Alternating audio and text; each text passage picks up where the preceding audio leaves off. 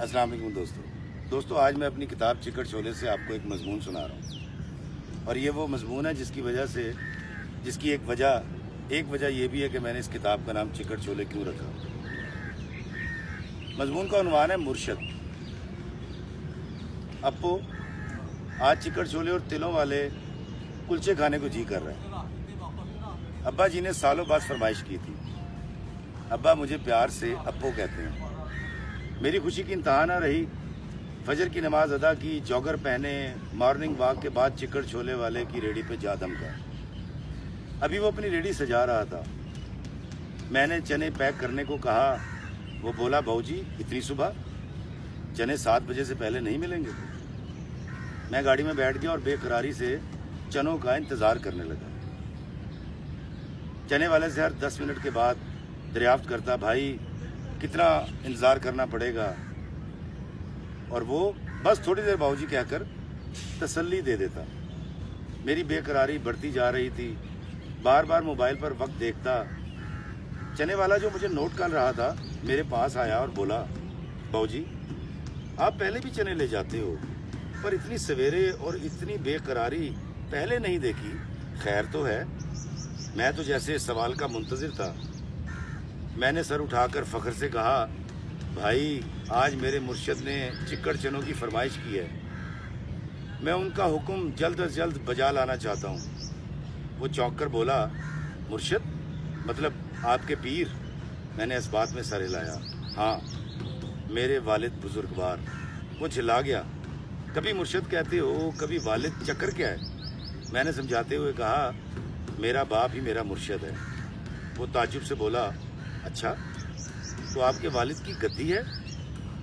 मैंने इनकार में सर हिलाते हुए कहा, नहीं भाई, मैं अपने वालिद और वालदा को सबसे बड़ा पीर मानता हूँ। उनके होते मुझे आज तक किसी मुर्शद की ज़रूरत नहीं पड़ी।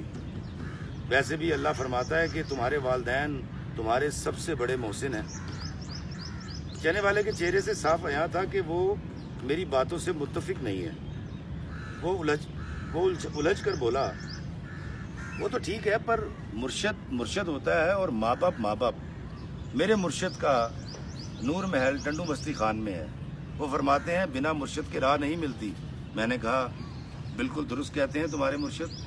देखो, मुर्शद रुश्त से है, मतलब उस्ताद, वो उस्ताद जो रास्ता दिखाता है। और माँ बाप से अच्छा उस्ताद कौन हो सकता है, और माँ बाप से अच्छा रास्ता कौन दिखा सकता है?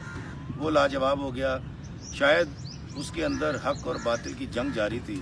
फिर कुछ तवक्कुफ के बाद बोला, बाऊजी अगर किसी का बाप शराबी हो, जानी हो या रिश्वत लेता हो तो क्या उसकी इताअत और तकरीम करनी चाहिए? मैंने कहा, हाँ, ये उसका अमल है जिसके लिए वो अल्लाह को जवाब दे है, पर बच्चे पर फ़र्ज़ है कि वो माँ बाप के हर हुक्म के आगे सर झुकाए।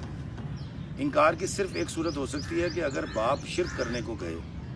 चने वाला हैरान होकर बोला, मेरा बाप गांव में भट्टी की बनी शराब, कच्ची शराब पीता है, गालम गलोच करता है, तो क्या मुझ पर उसकी फर्मा बरदारी फ़र्ज़ है?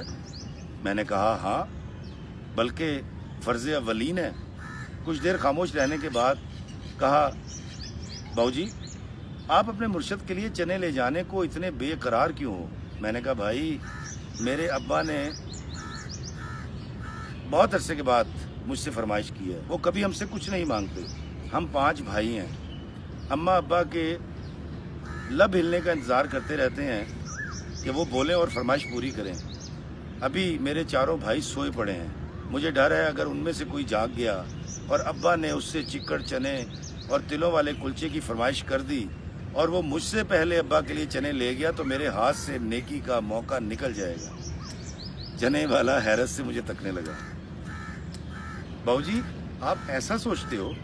मैंने कहा, हाँ, सोचते नहीं बल्कि हम 5 भाई तो ताक में रहते हैं कि वालिदैन के मुंह से बात निकले और हम एक दूसरे पर सबकत ले जाएं। हम तो ताड़ में रहते हैं भाई। चने वाले की आंखों से आंसू रवां थे। इसी असना में एक रिक्शा आकर रुका। चने वाले ने रिक्शे में से एक बड़ा पतीला चौबी बाटे में उंडेला और मुझे चने पैक करके दिए। मैं पैसे अदा करके गाड़ी की तरफ लपका। चने वाला मेरे पीछे भागा। قریب آ کر پوچھا باؤ جی ایبی باپ کو مرشد کیسے مان لوں؟ میں نے کہا نہ مانو مرشد، پر اس کی فرما برداری تو کرو۔ میں اس کا مسئلہ جان چکا تھا۔ میں نے سمجھاتے ہوئے کہا سوچو بھائی، اگر اللہ کو ایبی اور نیک والدین میں فرق کرنا ہوتا تو وہ دونوں اقسام کے والدین کے لیے الگ الگ احکامات جاری کرتا۔ جب اللہ والدین کو ایک نظر سے دیکھتا ہے اور ایک ہی طرح کے حقوق بیان کرتا ہے تو تم تفریق کرنے والے کون ہو؟ اس نے سوال کیا اگر میں اپنے ابا سے معافی مانگوں تو کیا وہ مجھے معاف کر دیں گے؟ میں نے کہا ہاں بھائی، اللہ کے بعد والدین ہی تو ہوتے ہیں جو ہمیں معاف بھی کرتے ہیں اور ہماری پردہ پوشی بھی کرتے ہیں۔ تمہیں زندہ پیر میسر ہے، جاؤ جا کر اپنی عاقبت سنوار لو اس سے پہلے کہ وقت ہاتھ سے نکل جائے۔ چنے والے نے اپنے ہیلپر کو ریڑھی پر کھڑا کیا اور اپنے پیر کو منانے احمد پور لمحہ چلا گیا۔ جاتے ہوئے وہ زاروں قطار رو رہا تھا اور مجھ سے کہہ رہا تھا باؤ جی دعا کرنا میرے پہنچنے سے پہلے میرا بوڑھا سلامت رہے۔ میں وہاں سے نکلا، راستے میں ایک تنور سے مرشد کے حکم کے مطابق 2 تلوں والے سرخ کلچے لگوائے، تیزی سے گاڑی کی طرف بھاگا اور گھر پہنچا۔ میری بیوی نے جلدی سے ابا کو انسولین لگائی اور چکڑ چنوں کے ساتھ کلچے دیے۔ ابا نے مزے سے چنے کھائے۔ ابا مزے سے چنے کھا رہے تھے اور ہر لقمے پر دعا دے رہے تھے، ابو اللہ تیری مشق بھری رکھے۔ میں اور میری بیوی دل ہی دل میں آمین کہہ رہے تھے۔ مرشد کو چنے کھلانے اور دعائیں سمیٹنے کے بعد جب میں نے اپنی بیوی سے اپنے حصے کے چنے مانگے تو پتہ چلا کہ میرے حصے کے چنے میرے بچے کھا کے اسکول چلے گئے ہیں۔ جانے میں نے کتنی بار اپنے ابا کے حصے کے چنے کھائے ہوں گے۔ اللہ ہمیں آسانیاں عطا فرمائے اور آسانیاں تقسیم کرنے کا شرف عطا فرمائے، آمین۔